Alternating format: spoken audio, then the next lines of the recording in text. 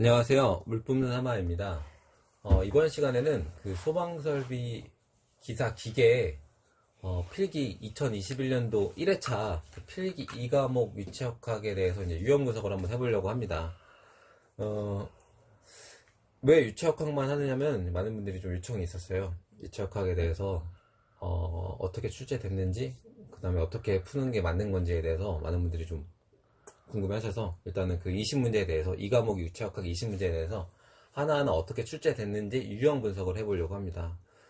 기출문제 다들 시중에 돌고 도는 거 갖고 계실 텐데 저희가 풀어드리는 방법만 알려드리는 거지, 저희가 지금 여기 보시면 이 압력에 대한 숫자가 기출문제랑 똑같지 않습니다. 저희는 그 유형만 알려드리기 때문에.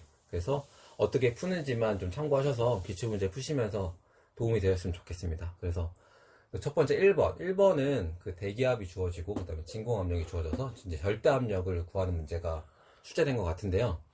일단 기본적으로 이 문제를 풀려면은 그 오른쪽에 제가 그려왔는데, 절대압력과 게이지압력과 진공압력에 대해서 알아야 됩니다. 그래서 이거에 대해서 먼저 아시고 이제 문제를 푸셔야 되는데, 일단은 절대압력에 대해서 설명을 드리면, 절대압력은 진공도 100% 기준으로, 진공도라는 건 아무것도 없다는 뜻이잖아요. 그래서 아무것도 그 방해가 되는 기체가 아무것도 없고 먼지도 없고 아무것도 없는 진공의 상태, 그 상태에서 측정한 압력이 절대압력인데, 이 절대압력이 A 절대압력과 B 절대압력이 있습니다. 제가 왜 이게 두 개를 그려놨냐면은, 대기압을 기준으로 절대압력이 대기압보다 크다, 그 다음에 큰 경우가 있고, 그 다음에 대기압보다 절대압력이 작은 경우가 있어요. 그래서 대기압보다 절대압력이 클 때 이게 A 절대압력이라고 가정을 하고, 그 다음에 대기압보다 절대압력이 작을 때 이게 B 절대압력이라고 가정을 했을 때, 많은 분들이 어려워하시는 게 A 절대압력이 대기압보다 크잖아요. 이때 A 절대압력과 이 대기압과의 차이를 게이지 압력이라고 합니다. 다른 말로 정압이라고 하죠. 그래서 저희가 압력 게이지로 측정을 하면은 그 나오는 값은 대기압을 제외하고 대기압과 절대압력의 차이가 나는 수치만 나오는 거예요. 그래서 이 A 절대압력을 구할 때는 A 절대압력은 게이지 압력과 대기압을 더해주면 됩니다. 그리고 이 B 절대압력은 대기압보다 작잖아요. 그래서 이때 이 차이를 저희가 이제 진공압력이라고 하는데, 이 진공압력을 어떻게 구하냐면은 대기압에서 이 절대압력을 빼주면 진공압력이 됩니다. 다시 말하면 이 B 절대압력과 진공압력을 더해주면 대기압이 됩니다. 그러니까 이 진공압력은, 그러니까 B 절대압력이 대기압보다 작을 때 이 게이지로 측정됐을 때의 압력을 진공압력이라고 합니다. 예를 들어서 대기압이 10입니다. 10이고 게이지로 측정했을 때 진공압력이 3이 나왔어요. 그럴 때는 B 절대압력은 7이 되겠죠. 3이 측정됐다는 거는 대기압보다 3이 부족하다. 그렇기 때문에 10에서 3을 빼서 7이 되는 게 B의 절대압력이 됩니다. 그래서 보시면은 문제에서 진공압력이 언급됐다. 이 진공압력이 언급됐다는 거는 절대압력이 대기압보다 작다는 뜻이에요. 그렇기 때문에 절대압력은 어떻게 구한다? 대기압에서 진공압력을 뺀다. 그 값이 절대압력이 됩니다. 근데 여기서 문제가 뭐냐면은, 대기압의 압력 단위는 킬로파스칼로 나왔고 진공압력의 압력 단위는 밀리미터 Hg 순으로 나왔어요. 그렇기 때문에 단위를 일치시켜줘야 됩니다. 그렇기 때문에 밀리미터 Hg는 킬로파스칼로 바꾸기 위해서는 101.325 킬로파스칼은 760mmHg입니다. 그렇기 때문에 이 mmHg를 킬로파스칼로 단위 환산 해주고, 그 다음에 대기압에서 진공압력을 빼면 이 값이 절대압력이 됩니다. 이해하셨죠? 그래서 이제 참고사항을 말씀드리면은, 절대압력이 대기압보다 컸을 때, 이 절대압력이 대기압보다 클 때는 이 절대압력은 이 대기압에서 이 게이지 압력을 더해주면 된다. 그러나 이 진공압력이 언급됐다는 것은 절대압력이 대기압보다 작았을 때는 대기압에서 진공압력을 빼준 값이 절대압력이 된다. 이해하셨죠? 그래서 이 그림을 이해하시면은 어떤 문제도 풀 수 있습니다. 아버지, 그러면은 네. 대기압이 수은 높이로 하게 되면 네. 760mmHg잖아요. 네. 반대로 그 1기압이잖아요. 네. 그러면 진공 100%면은 네. 진공기 압력이 네.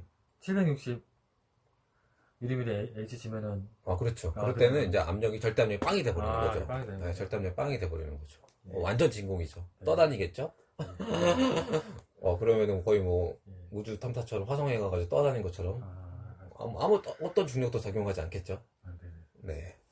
넘어갈게요. 이제 다음 2번 유형 분석 들어가겠습니다. 네, 두 번째 문제 들어가겠습니다. 두 번째 문제는 배관에 물이 흐르고 있는데 그 배관의 조건이 이제 지름이 뭐 1m 이렇게 예를 들어서 해보고 그다음에 물 정했습니다. 제가 임의로. 그다음에 물 유량이 1세제곱미터 per 세크.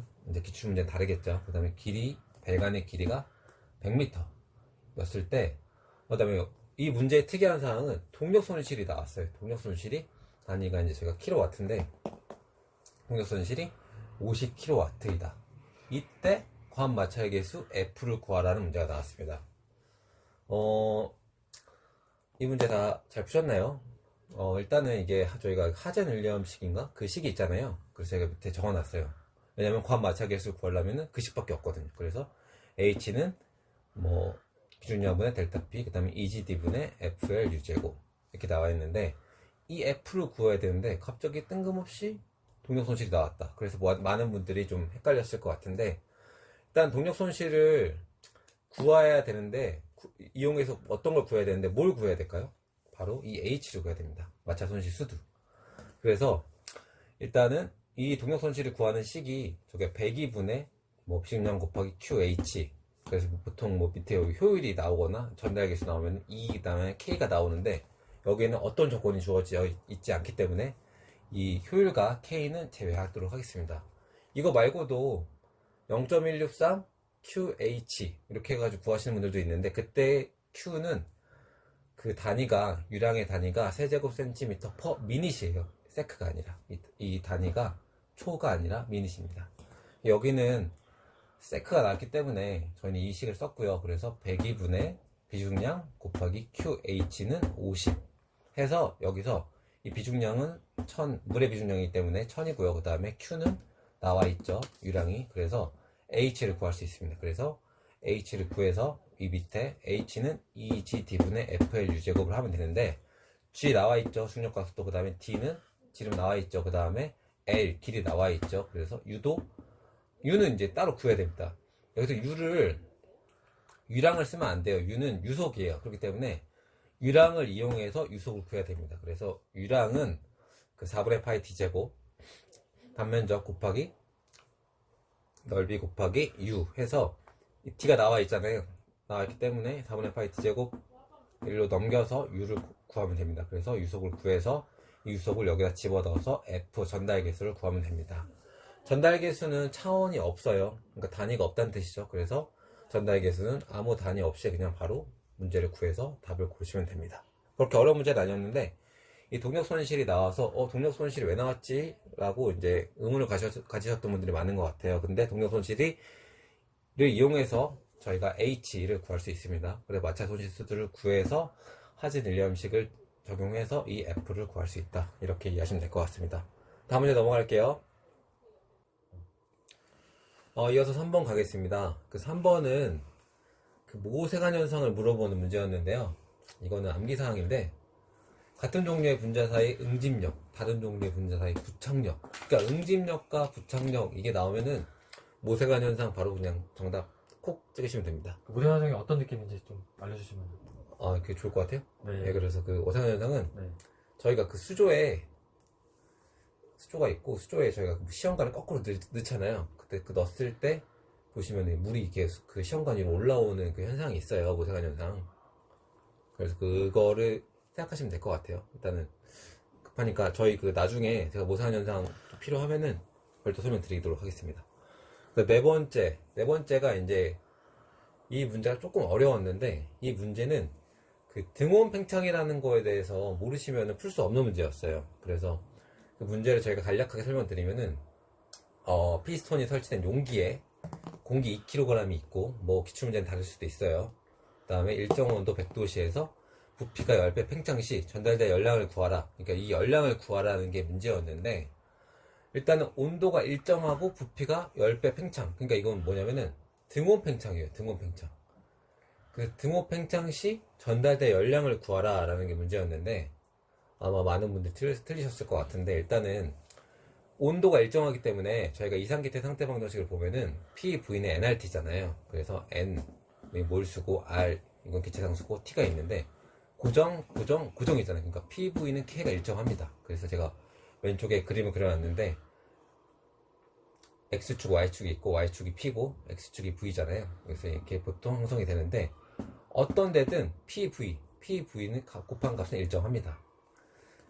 그렇기 때문에 이 Q, 열량은 델타 U 플러스 W, 내부 에너지 더하기 1인데 온도가 일정할 때는 이 내부 에너지 합은 0입니다. 그래서 Q는 W고요. 그래서 Q는 W인데 W는 이 그래프에서 이 면적을 구하는 게 이제 W가 1이잖아요. 그래서 W를 구할 때는 이 면적, 1의 양을 구할 때 면적을 이용해서 면적을 계산해서 구하는데 이 면적을 계산하려면은 이제 인테그랄 V1부터 V2까지 PDV 있잖아요. 그래서 PDV를 하고, 그 다음에 PV는 뭐예요? NRT죠. 그래서 NRT를 앞으로 빼서 NRT 곱하기 LN 적분을 하면은 LN V1분의 V2가 됩니다. 그래서 보통 등호원 팽창일 때 전달된 열량을 구할 때는 NRT분의 LN V1분의 V2 이거를 알고 있어야지만 이 문제를 풀 수 있습니다. 그래서 보시면은 V1분의 V2 부피가 10배 팽창됐기 때문에 LN10이 있고요. LN10을 마지막에 곱해줘야 되고,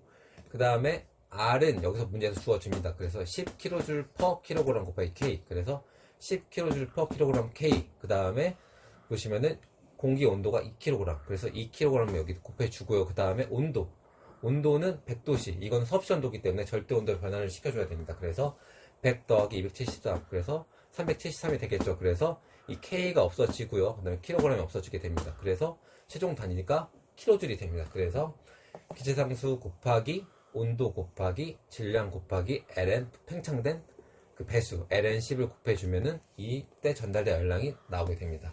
이렇게 이 NRT분의 LN V1분의 V2를 이용해서 문제를 푸신 분들은 정답이 나왔겠죠. 등호 팽창 때 열량 구하는 공식을 알아야지만 이 문제를 풀 수 있습니다. 네, 마지막으로 5번, 5번째는 어떤 나라에서 태국에서 무게가 30N이고 중력 가속도가 9.7일 때 한국에서 무게가 25N일 때 중력 가속도는 얼마인가 라는 문제였는데 일단 기본적으로 F는 MA이고 이 F는 힘의 단위잖아요. 그리고 M은 질량, A는 가속도죠. 이 F랑 A는 변할 수 있는데 M, 질량은 불변하죠. 그렇기 때문에 F랑 A는 비례관계입니다. 즉 무게랑 뉴턴, 다른 말로 킬로그램 F, 이 뉴턴은 이 가속도랑 비례한다. 중력 가속도랑 비례한다. 그렇기 때문에 비례식으로 풀면 됩니다. 그래서 30대 9.7은 25대 X. 그래서 이거 곱하기 해서 이렇게 해서 내항의 곱은 외항의 곱과 같다 해서 비례식으로 이 X를 구하면 됩니다. 어렵지 않죠? 일단 이렇게 오늘 첫 번째 시간으로 1번부터 유체역학 1번부터 5번까지 유형석 했고요. 다음 시간에 이어서 6번부터 끝까지 한번 해보도록 하겠습니다. 감사합니다.